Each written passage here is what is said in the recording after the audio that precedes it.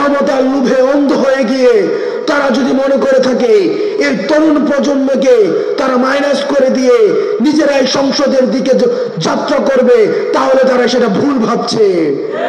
আপনাদেরকে মাথায় রাখতে হবে, আমাদের মুভমেন্ট দুই ধরনের হয়, ফরওয়ার্ড মুভিং এবং ব্যাকওয়ার্ড মুভিং।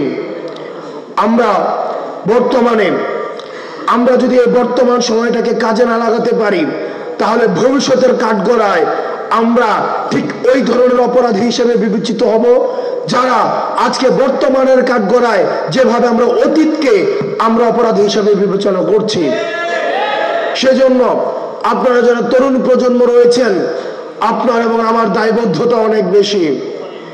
আজকে 2024 এই কারণে ঘটেছে, কারণ যারা আমাদেরকে নেতৃত্ব দেওয়ার কথা ছিল, যেসব অভিভাবক রাজনৈতিক দূরদৃষ্টি সম্পন্ন, যারা আমাদেরকে ভ্যানগার্ড হয়ে আমাদের পরবর্তী ভবিষ্যৎটা মসৃণ করার কথা ছিল, তারা ব্যর্থ হয়েছে বিদায় আজকে 24-এ তরুণ প্রজন্ম গুলির সামনে দাঁড়াতে হয়েছে।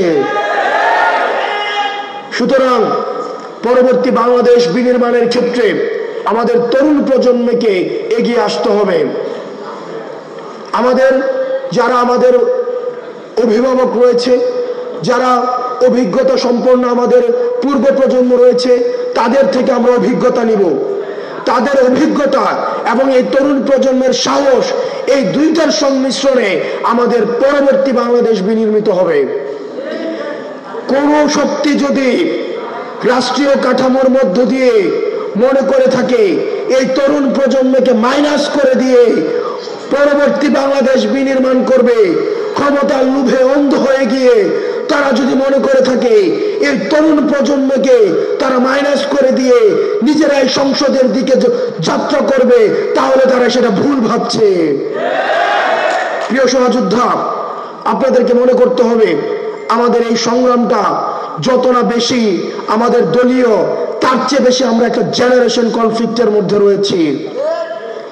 আমাদের ছাত্রদল, ছাত্র শিবির, আমাদের অধিকার পরিষদ, বাংলাদেশ বৈষম্য বিরোধী ছাত্র আন্দোলন, আমাদের বাংলাদেশ বৈষম্য বিরোধী ছাত্র আন্দোলন এটি কোনো ক্রিয়াশীল ছাত্র সংগঠন না, বরং আমাদের এই ফেসিবাদ বিরোধী আমাদের যে শক্তিগুলো ছিল, এই শক্তিগুলোকে একত্রীকরণের ক্ষেত্রে এবং জাতীয় ঐক্যের প্রতীক হিসাবে বৈষম্য বিরোধী ছাত্র আন্দোলন এখনো পর্যন্ত মাঠে রয়েছে। আমাদের যে ছাত্র সংগঠনগুলো রয়েছে ফেসিবাদ বিরোধী, তাদের প্রতি আহ্বান থাকবে, আপনাদেরকে বুঝতে হবে এটি কোনো তথাকথিত কনভেনশনাল কোনো রাজনৈতিক ধারাবাহিকতা এখন আমরা নেই। আমরা একটি জেনারেশন কনফ্লিক্টের মধ্যে রয়েছি। প্রতিনিয়ত আপনাকে নিয়ন্ত্রণ করতে, আপনার মগজের দখল নিতে, আপনার মেরুদণ্ডকে দাসখতের আওতায় ভুক্ত করতে আমাদের পূর্ববর্তী প্রজন্ম সতর্ক দৃষ্টিতে রয়েছে। কারণ তারা এই তরুণ প্রজন্মের প্রশ্নকে ভয় পায়, তারা এই তরুণ প্রজন্মের এই আপসীন মনোভাবকে ভয় পায়।